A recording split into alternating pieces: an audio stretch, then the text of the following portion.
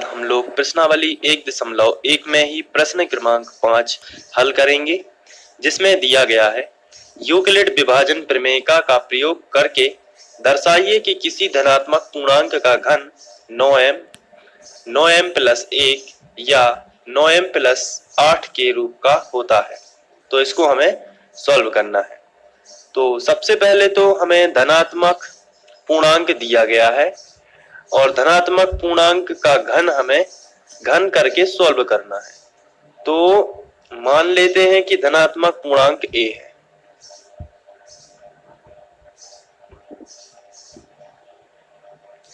माना धनात्मक पूर्णांक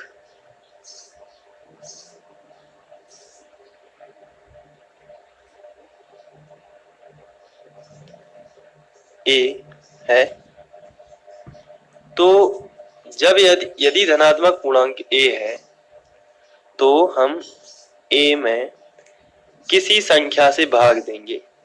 ये 9m प्लस 8 और 9m प्लस 1 लिखा हुआ है, लेकिन घन है, तो ये कॉमन जो हमें निकालना है, यहाँ से पता चलता है कि हमें कॉमन क्या निकालना है। यहाँ पर हमें 9 9 और 9 तीनों जगह है, इसलिए हमें 9, लेकिन क्वेश्चन हमें 3 से ही करना है। तो हमें भाग किससे देना है? 3 से। जब हम 3 से भाग देंगे तो कोई भागफल आएगा Q और कोई शेषफल आएगा R। तो इसमें अगर हम यूक्लिड विभाजन प्रमेय का लगाएं तो किस तरीके से लगेगी? तो सबसे पहले तो हम लिखेंगे, माना धनात्मक पूर्णांक a है, तब यूक्लिड विभाजन प्रमेय से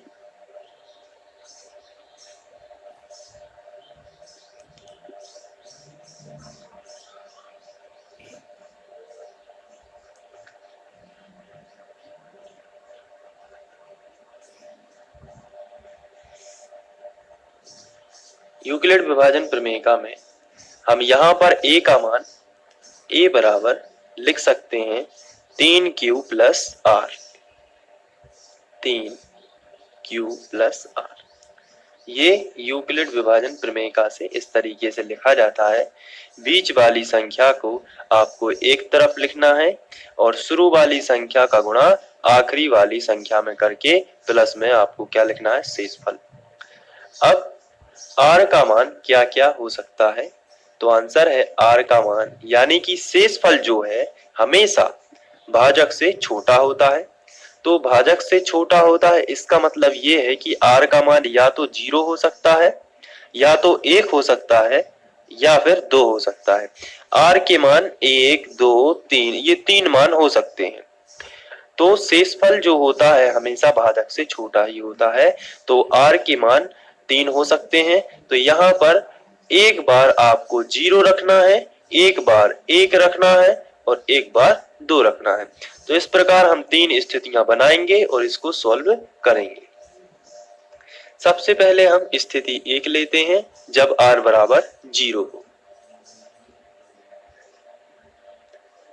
स्थिति 1, जब r बराबर 0 हो। जब r बराबर 0 होगा, ऐसी स्थिति में यहाँ पर हम 0 रखेंगे तो a बराबर आएगा 3q प्लस r की जगह पर हमें 0 रख देना है, तो आएगा 3q प्लस 0। तो यहाँ पर 0 का कोई महत्व नहीं है, इसलिए हम a बराबर लिखेंगे 3q। तो a का मान हमें मिला है 3q, लेकिन हमें क्वेश्चन में दिया गया है कि धनात्मक पूर्णांक का घन, घन का मतलब 3 की घात, तो हमें दोनों पक्षों का घन करना होगा। तो आइए दोनों पक्षों का घन करते हैं। दोनों पक्षों का घन करने पर, दोनों पक्षों का घन करने पर, तो यहाँ पर a का घन हो जाएगा बराबर यहाँ पर 3q इसका भी हम लोग घन कर देंगे। आगे बढ़ते हैं तो यहाँ पर a घन ज्यों का त्यों रहेगा और 3q का घन। तो 3q का जो घन है इसको हम इस तरीके से लिख सकते हैं। घन का मतलब होता है 3 बार लिखना, 3q गुणित 3q गुणित 3q। अब हम संख्या का संख्या में कर देते हैं पहले। 3 तिरका 9 और 9 तिया 27, ये संख्या का संख्या में हो गया। इसके बाद q का q में करेंगे तो q का गुणा q में होगा तो आएगा q वर्ग, 2 बार होगा तो आया q वर्ग, और इस q वर्ग का गुणा इसमें होगा तो आएगा q घन। तो इसका आंसर आया 27q घन। तो यहाँ पर हम लिख सकते हैं 27q घन। तो इसके बाद हम आगे बढ़ते हैं और a घन बराबर, इस 27q घन को हम 9 के रूप में बदलना चाहते हैं। 9 हमें को उभयनिष्ठ निकालना है क्योंकि हमारा जो क्वेश्चन है वो 9 बाहर हमें हर जगह निकालना है, इसलिए हमें पता चल जाता है कि यहाँ से भी हमें 9 बाहर निकालना है। तो 9 कॉमन ले लेते हैं तो आएगा 9 का इसमें भाग चला जाएगा तो 9 तिया 27, कितने बार गया 3 बार। तो आप यहाँ पर लिखोगे 3 और q घन ज्यों का त्यों। यहाँ से हम इतनी संख्या को m मान लेते हैं तो जो a घन है किसी संख्या किसी धनात्मक पूर्णांक का घन 9 और इसको हम मान लेते हैं m, तो 9m के रूप का हो गया। आप यहाँ लिख सकते हो जहां m बराबर 3q घन, ये हमने m की जगह पर लिखा है 3q घन। अब इसके बाद ये तो थी स्थिति 1, अब हम लोग स्थिति 2 की बात करेंगे। स्थिति 2 में जब r बराबर, अभी हम लोगों ने r बराबर 0 लिया था, अब लिखेंगे जब r बराबर 1 हो तो,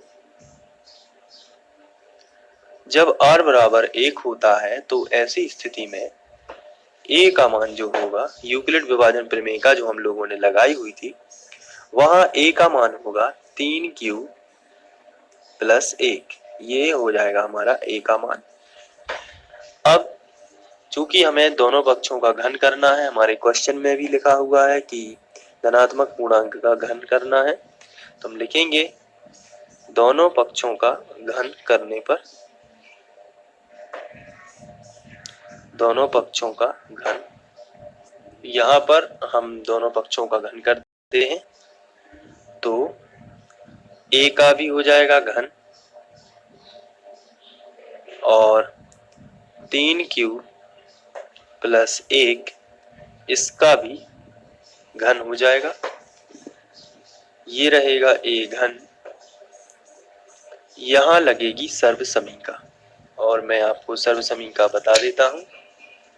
सर्वसमीका होती है a धन b का होल घन बराबर a घन धन b घन धन 3ab और a धन b, ये सर्वसमीका हम लोग लगाएंगे। तो यहाँ पर यदि आप देख रहे हो a का मान है 3q और b का मान 1 है, तो यहाँ पर a घन लिखा है, इसलिए हम लोग यहाँ पर a घन का मीनिंग होता है 3q का घन, तो 3q का घन लिखेंगे।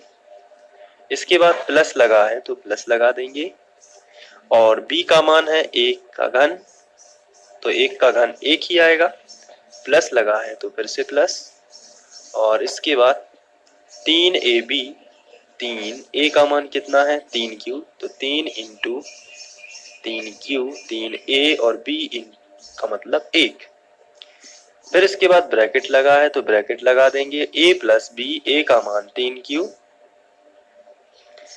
प्लस b का मान 1 है, तो यहाँ पर हम 1 रख देंगे और ब्रैकेट को कर देंगे बंद। आगे बढ़ते हैं, a घन बराबर 3q का घन, तो अभी हम लोगों ने इस पर चर्चा की थी, 3 क्यू का घन 27 क्यू घन आता है। तो यहाँ पर हम लिखेंगे 27 क्यू घन प्लस 1 प्लस यहाँ पर हम गुणा कर लेते हैं, तो 3 तिरका 9 क्यू, 9 क्यू एकम 9 क्यू, 9 क्यू और अंदर रहेगा 3 क्यू प्लस 1। अब यहाँ पर हम एक घन लिखेंगे पहले ज्यों का त्यों। इन दोनों में से 9 कॉमन आ जाएगा, तो हम इन दोनों को एक साथ लिख लेते हैं और प्लस 1 को अलग लिख देते हैं। तो 27 क्यू घन प्लस, अब यहाँ से एक को छोड़ने के बाद हम यहाँ पर लिखेंगे 9 क्यू और ब्रैकेट में आएगा 3 क्यू प्लस 1, और इस जो प्लस 1 है इसको हम इस तरफ कर देते हैं। इसके बाद हम यहाँ पर q का गुणा भी कर सकते हैं आगे चल के, या अभी 9 उभयनिष्ठ ले सकते हैं।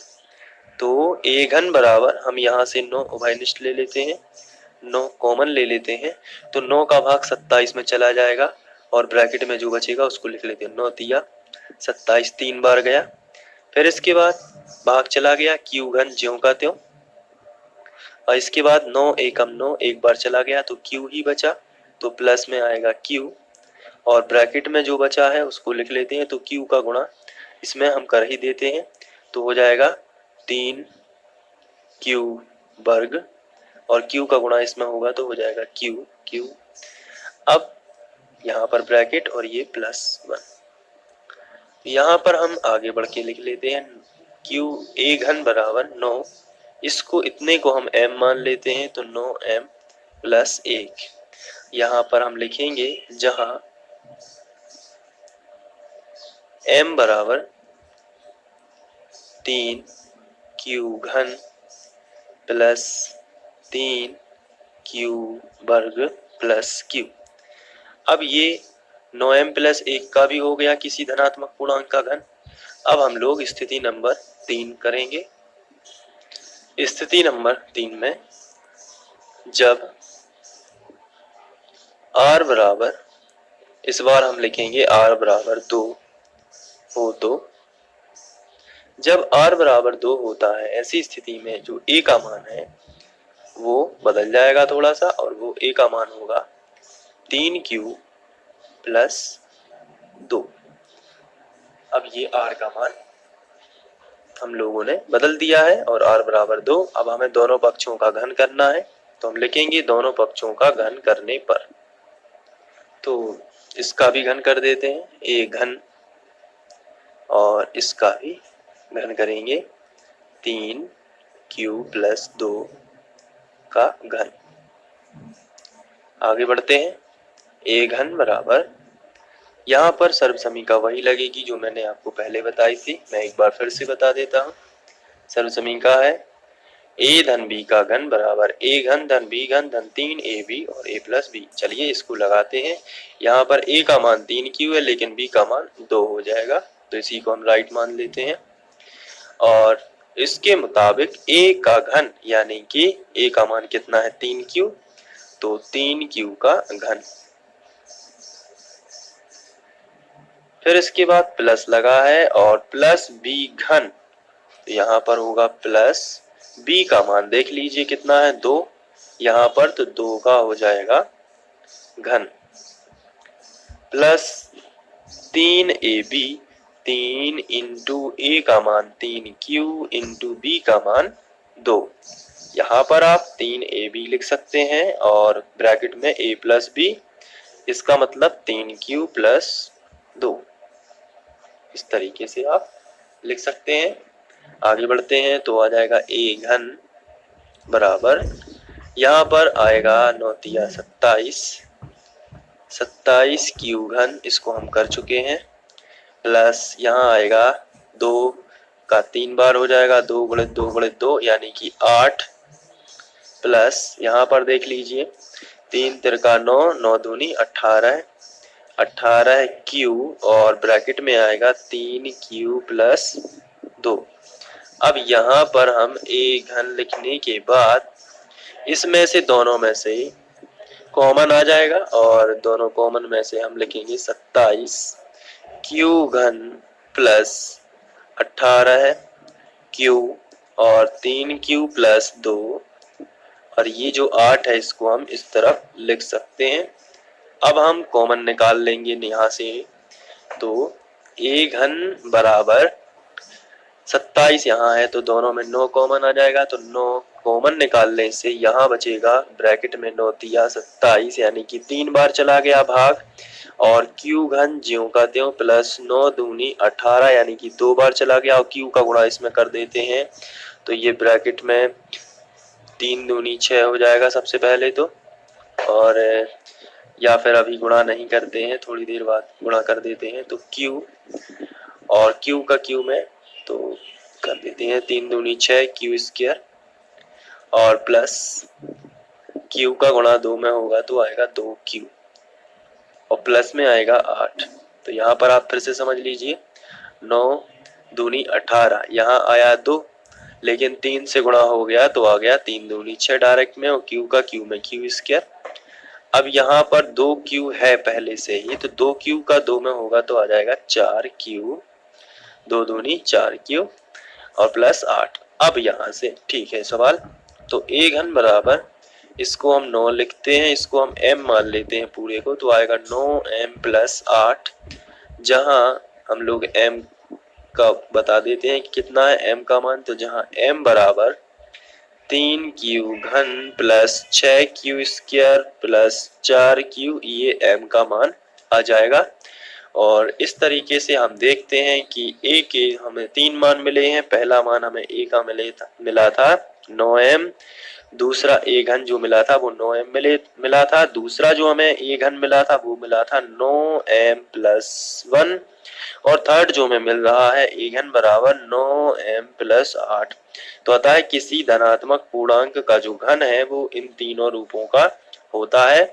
इस तरीके से आप ये कर सकते हैं, और इसका जो नोट्स है वो यदि आपको इसको अच्छे से लिखना है इसी क्वेश्चन को जैसा मैंने करवाया है, तो आप डिस्क्रिप्शन में लिंक दी हुई है तो आप वहां जाकर इसको लिख सकते हैं। थैंक